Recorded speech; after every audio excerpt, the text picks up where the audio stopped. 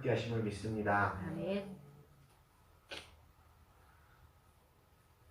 네, 우리 신고사님도 이제 예천으로 돌아와서 지금 건병원에 계시는데 함께 이 방송을 예배하고 있는 줄 믿습니다. 네, 이 자리에 함께 하신 모든 분들께 충만한 은혜가 임함을 다시 한번 축원합니다. 핍박을 좋아하는 사람은 아무도 없죠. 그러나 그럼에도 불구하고 우리가 예수님을 믿으면 핍박을 피할 수가 없습니다.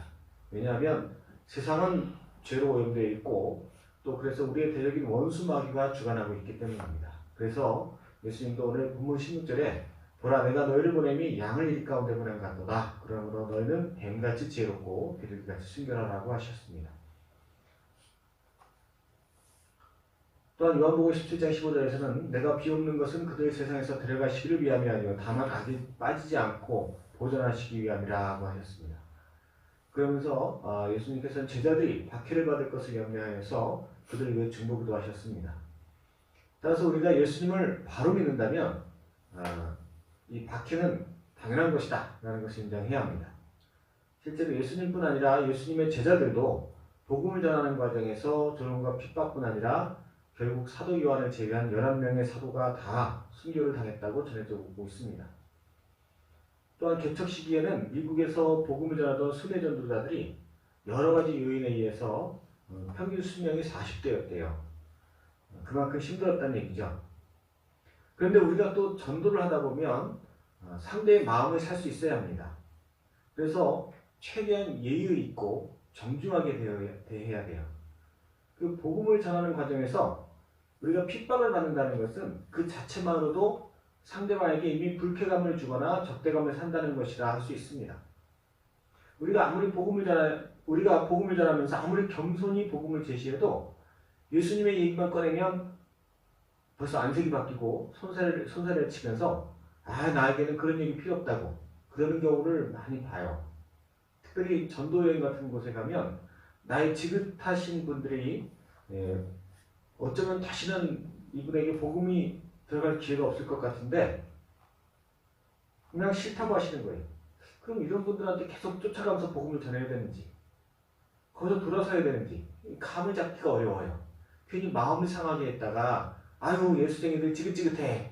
그리고 이제 정말 전도의 문을 막아버리는 건 아닌지 돌아서자니 예수님을 버리지 지옥 가시면 또 어떻게 하나 이래저래 좀 어려워요. 이럴 때뿐만이 아니에요. 또 길거리에서 복음을 전하다 보면 그런 모습에도 아주 반감을 갖는 분들이 계세요. 이런 분들을 만나면 괜히 나 때문에 예수님의 영광 가려지고 복음 전도의 길이 막히는 게 아닐까 그런 생각이 들 때도 있습니다.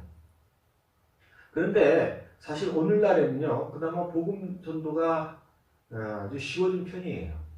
예수님 당시에는 복음을 전하는 것은 죽음을 자초하는 행위였습니다. 십계명에 하나님 외에 다른 신을 섬기지 말라고 했는데 유대인들이 들어보지도 못한 예수라는 분을 전한다는 것은 돌에 맞아 죽을 행위입니다. 그래서 예수님께서는 오늘 본문 16절에 양을 보내는 것 같다. 일 가운데 양을 보내는 것 같다 하고 하셨어요. 우리가 복음을 전할 때 욕을 하고 조롱을 하는 것보다 때리고 심지어 죽이기까지 한다면 인간적으로 그것이 더욱더 예수님을 향한 마음을 닫는 것이라 할 수 있습니다. 왜냐하면 사람이 누군가에게 악행을 하면 할수록 그 마음의 증오와 분노가 더 커지기 때문입니다. 예를 들어서 내가 누구에게 욕을 듣는다면 나도 기분 나쁘지만 욕한 그 사람도 기분 나빠요. 그래서 부모가 자녀를 야단치고 나면 자녀도 기분 나쁘지만 야단친 부모도 기분 나쁜 거예요. 욕하고 나서 나는 상쾌하다 그럴 수가 없어요. 쌍방이 다 기분 나빠요. 똑같이. 그리고 이 강도가 세지면 세질수록 그것은 더 커집니다. 그래서 우리가 복음을 전하다가 욕을 들었을 때 나만 기분 나쁜 게 아니라 상대방도 기분 나쁘다고 그랬잖아요. 인간적으로는. 근데 만약에 그 사람이 나한테 더 심하게 폭행을 했다. 그러면요 이건 그냥 욕을 하는 정도가 아니에요. 만약에 이제 제자들이 순교를 하셨는데 죽임을 당했다. 그러면 죽인 이 사람은요 정말 예수쟁이들 정말 상종도 안 한다. 이런 생각을 하게 될 수밖에 없어요. 내가 그 예수 때문에 사람까지 죽였어. 정말 다시는 내가 정말 예수쟁이들 꼴도 보기 싫다. 그런 마음이 생길 수밖에 없어요. 그래서 예수님은 복음을 전할 때 유대인들에게 심한 폭행이나 핍박을 받았다면 그 사람에게 복음이 전해질 가능성은 현저히 낮아진다는 걸 아셨어요.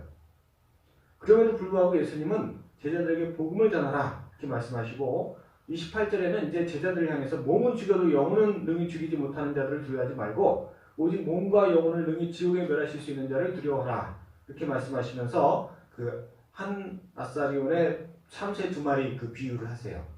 그러면서 참새도 하나님의 명령이 아니면 절대 땅에 떨어지지 않듯이 너희들은 하나님께서 머리털까지도 다 아시는 사람들이다. 절대로 너희들이 악한 존재가 너희들을 손대지 못할 것이다.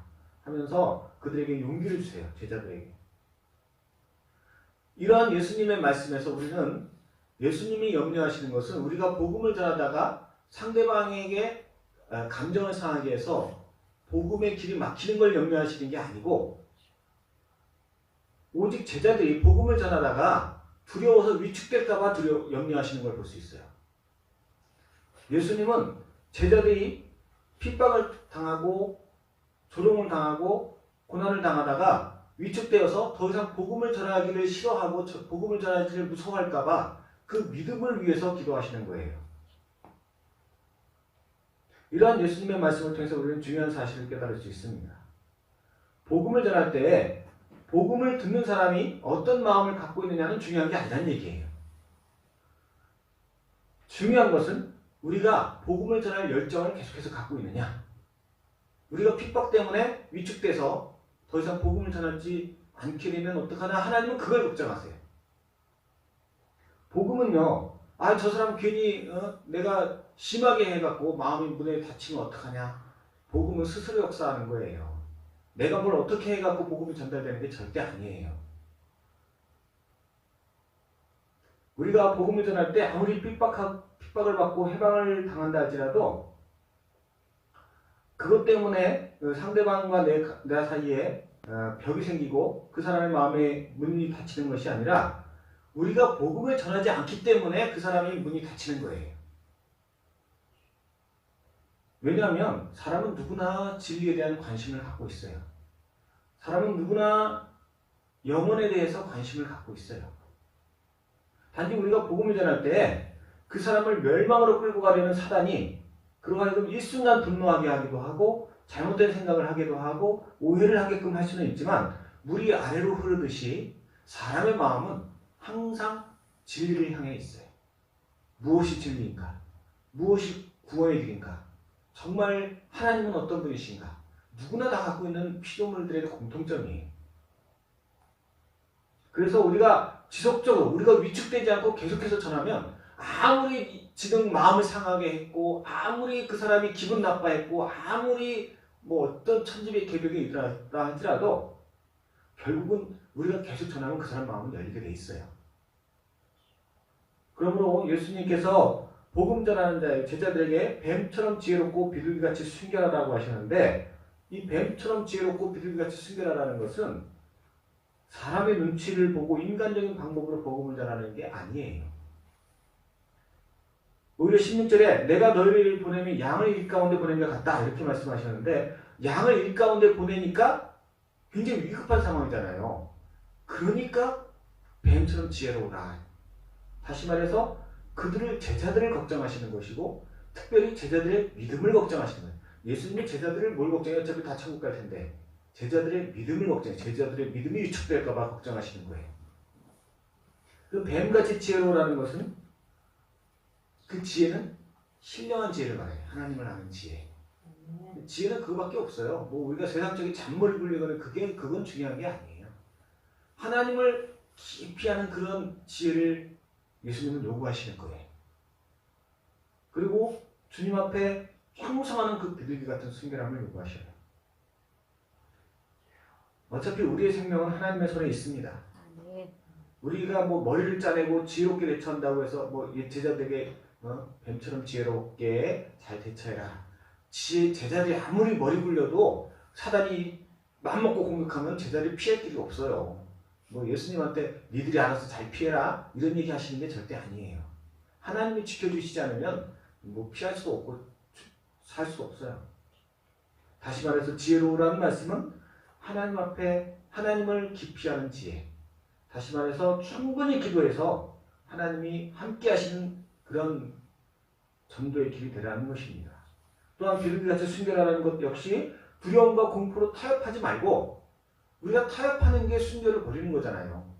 주님을 향한 마음이 세상적인 마음과 섞이는 게 그게 순결을 버리는 거예요. 그러니까 아무리 두려워도 비둘기같이 순결하라는 것은 주님을 향한 그 마음을 잃지 말라는 얘기예요. 따라서 우리는 어떤 상황에도 흔들리지 말고 힘써 복음을 전하고 하나님의 뜻을 행해야 줄 믿습니다. 아멘. 이렇게 힘써 복음을 전할 때 누가복음 10장 18절에 보면 우리가 전하는 복음, 그 제자들이 돌아와서 기쁨으로 보고를 해요. 하늘에서 귀신들이 벼락같이 떨어지더이다. 번개같이 떨어지더이다. 우리가 어떤 핍박과 어려움이 와도 어떤 상황이 와도 흔들리지 않고 지속적으로 우리의 마음이 위축되지 않고 우리의 믿음이 흔들리지 않고 똑같은 보도로 똑같은 강도로 똑같이 복음을 전하면 결국은 귀신들은 다 떨어져 나가게 돼 있어요. 예. 그리고 이처럼 귀신이 떨어져 나가면 복음을 거부하고 핍박하던 세상에 속한 사람들이 오히려 회개하고 주님께로 돌아오는 기적과 역사가 일어나는 것을 믿으시기 바랍니다. 예. 전도는 내 지혜와 능력으로 하는 게 아니에요. 내가 어떻게 술수를 부려서 되는 게 아니에요. 물론 하나님께서 지혜를 주셔서 너 그렇게 해라 하면 또 그렇게 해야 되겠지만 아주 어린 아이들도 아주 뭐 아무것도 없고 아무것도 잘 모르는 아이들도 하는 게 전도예요. 또 그런 아이들 또 하나님이 역사하셔요. 우리가 무슨 뭐 밥 잘 사준다고 전도가 되겠습니까? 차라리 그런 것보다는 기적이 나타나는 게 더 나을 거고 기적이 나타나는 것보다는 하나님 그 마음을 여시는 게 훨씬 나아요. 오늘날 세상의 죄가 간영해지므로 복음 전도가 더 힘들어지고 있습니다. 예수님 당시에는 복음을 전하는 것에 대해 사단이 무자비한 박해와 폭력과 살해의 위협을 통해서 두렵게 했어요. 그것을 통해서 제자들의 마음을 위축되게 하고 믿음을 흔들리게 하고 복음을 전하지 못하게 했어요. 오늘날에는 그런 건 없죠. 또 사단이 어떻게 역사하느냐? 존중과 예의와 정중함을 통해서 복음 전파를 막아요. 아, 이렇게 하면 예의가 아니지. 이렇게 하면 상대방을 존중하는 게 아니지. 이렇게 하면 무례한 거지. 내가 이렇게 하면 상대방이 나를 어떻게 대할까? 그런 두려움이 과거 예수님 당시에 죽음과 또 매질과 폭행만큼이나 우리 성도들을 위축시키는 요인이에요. 그러므로 성도는 그 어떤 것도 하나님을 기쁘시게 하는 일, 곧 복음 전도보다 앞설 수 없다. 이 사실을 꼭 기억해야 할 줄은 믿습니다. 아멘. 그리고 그 일을 위해서 하나님의 마음을 깊이 아는 자, 뱀처럼 지혜로운 자, 그 일을 충성되게 감당하는 비둘기 같은 순결함을 소유하기 위해 기도해야 할 줄은 믿습니다. 아멘. 하나님의 마음을 깊이 알면요, 다른 게 안 무서워요. 사람들의 마음, 사람들이 나를 어떻게 볼까? 이건 내가 하나님을 깊이 모른다는 얘기예요. 내가 하나님의 사랑을 깊이 알고 하나님이 그 사람을 얼마나 애처롭게, 안타깝게 구원받기를 원하시는지 그 마음을 내가 알면 내가 그 사람이 나한테 뭐 어떻게 하든 난 상관이 안 해. 그런 게 필요가 없어. 그냥 무조건 전하는 거야. 무조건 계속 전하는 거예요. 그리고 두들기면 사단이 떠나가는 순간 그 마음은 열리게 돼 있습니다. 내가 어떻게 되었든 어떻게 말을 했든 그건 중요하지가 않아요. 그건 이미 과거지사야. 그 사람이 하나님을 만나면 그때 기적이 일어나는 겁니다. 우리가 말씀과 기도를 통해 하나님이 나를 얼마나 사랑하시는지, 내가 복음을 전할 때 얼마나 기뻐하시는지를 또 더 깊이 깨달을수록 나 역시 멸시받고 천대받고 이런 것들이 중요하지 않아요. 내가 하나님과 깊은 교제를 이루지 못하면 그런 것이 자꾸 신경 쓰여요. 뭐 하나하나가 다 걸림돌이 되고 온전히 주님의 뜻을 행할 수가 없어요. 그런데 하나님만 보이면, 하나님만 내 마음의 중심이 되시면 뭐 더 이상 아무것도 필요 없어요. 그냥 오직 주님만 기쁘시게 될 수 있다면, 주님만 기뻐 받으신다면, 그리고 그런 믿음이 있을 때 우리에게서 기적이 나타나는 거예요. 우리를 통해서 악한 영들이 떠나가는 역사가 나타나는 거예요.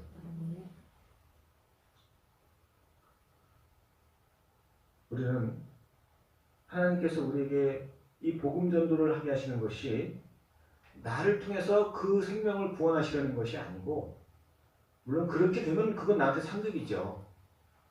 근데 원래는 내가 힘으로는 내가 전한다고 해서 그 사람이 구원받는 건 아니에요. 근데도 불구하고 하나님 나한테 그 일을 맡기신 것은 내가 주님을 얼마나 사랑하는지를 깨닫게 하시기 위한 것입니다. 내가 정말로 주님을 사랑한다면 두렵지 않고 담대히 전하게 돼 있어요. 다시 말해서 내가 전할 때마다 내 마음이 위축되는 것을 통해서 나는 여전히 죄인이구나. 나는 여전히 하나님 앞에 더 기도해야 되겠구나. 내가 하나님 앞에 더 바짝 매달려야 되겠구나를 깨닫게 하시기 위해서 이 명령을 주신 거예요. 그래서 내가 그것을 깨닫고 내가 더 기도가 필요해요. 하나님 나 좀 도와주세요. 하나님 내가 주님을 이렇게밖에 몰라요. 하나님 내가 더 주님을 깊이 알고 싶어요. 이런 마음의 소원을 갖고 기도할 때 하나님이 그걸 이루어주세요. 하나님은 내 소원을 들어주시는 분이세요. 내가 부족한 게 있어야 하나님께 소원을 알아야죠. 나는 정말 부족한 게 하나도 없어. 소원할 것도 없어. 기도할 것도 없어. 그러면요 하나님도 응답하실 게 없어요. 오늘날 육신이 편하면 사람들은 소원이 없는 줄 알아요. 사실은 영은 굶주려 있는데 하나님은 아무것도 모르는, 하나님에 대해서는 아무것도 모르는데 내 삶에 닥쳐오는 죽음, 질병, 관계의 깨짐, 이런 모든 것들에 대해서 해결책이 하나도 없는데 그냥 지금 당장은 육신이 힘들지 않으니까 나는 소원이 없어 하는 그런 참 영적으로 무지한 사람들이 얼마나 많은지 몰라요. 우리 믿음의 성도도 마찬가지입니다. 오늘 세상이 너무나 풍요하죠. 내가 주님 앞에 정말 간절한 소원을 아뢰기 위해서는 내가 영적으로 이렇게나 부족하구나. 내가 거듭났음에도 내가 정말 이 정도의 믿음밖에 안 되는구나 라는 걸 내가 뼈저리게 깨달아야 돼요. 그것을 알라고 하나님께서 나에게 복음 전도의 사명을 맡기시는 겁니다. 아멘. 내가 이렇게까지 영적으로 어린아이구나라는 것을 알게 하시기 위한 도구예요. 내가 전한다고 해서 그 사람이 구원받습니까? 근데 구원도 받아요. 내가 정말 그것을 소원하면서 하나님 내가 정말 주님 더 사랑하고 싶어요. 내가 정말 주님 더 알고 싶어요. 그래서 정말 주님을 조금 더 사랑하게 되면 하나님이 나를 통해서 또 한 영혼이 구원받게 하세요. 이게 내 천국의 상급이에요. 그때의 기쁨은 이루 말할 수가 없어요. 하나님이 나를 통해서 생명을 살리시니 감사합니다. 하나님이 나에게 이런 상급을 주시니 감사합니다.